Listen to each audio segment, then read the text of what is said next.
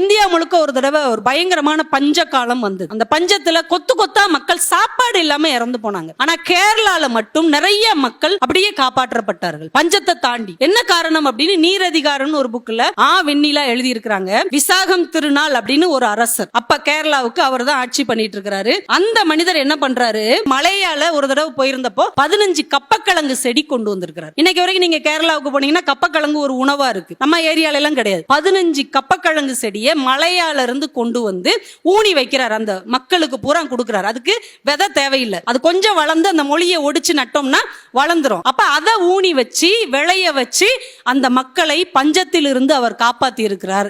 இலங்கையிலிருந்து 2 ரப்பர் செடியை கொண்டு வந்து அதற்கு உயிர் கொடுத்து வீட்டுக்கு ஒரு ரப்பர் செடியும் ஒரு கப்பக்கிழங்கு செடியும் இருந்தால் இந்த மக்களுக்கு சாப்பாட்டுக்கும் பிரச்சனை இல்லை, வாழ்நாள் ஆதாரத்துக்கும் பிரச்சனை இல்லை என்று ஒரு மன்னர் அங்கே வாழ்வித்து காட்டியிருக்கிறார்.